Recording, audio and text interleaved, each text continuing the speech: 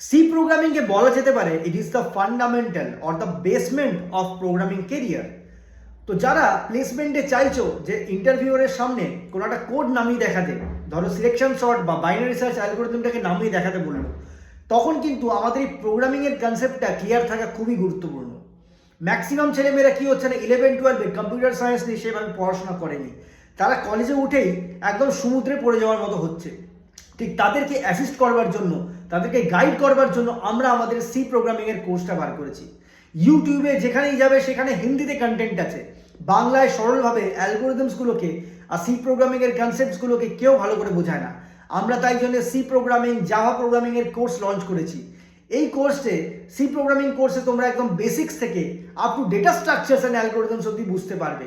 আমরা যেভাবে সরলভাবে বোঝাচ্ছি, আমরা বেট করতে পারি যে এরকম কেউ বোঝাতে পারবে না। আর সেটা অনেক স্টুডেন্টসরা তাদের ফিডব্যাকেও জানিয়েছে যে তারা কতটা উপকৃত হয়েছে।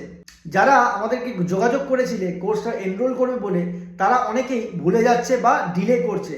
তাদেরকে বারবার মনে করিয়ে দিতে চাইছি যে রেজিস্ট্রেশন কিন্তু আর এক সপ্তাহের মধ্যে বন্ধ হয়ে যাবে। তোমরা দেরি করো না, যারা রেজিস্ট্রেশন করতে চাও তারা অবশ্যই আজকে বা কালকের মধ্যে রেজিস্ট্রেশনটা কমপ্লিট করে নিও।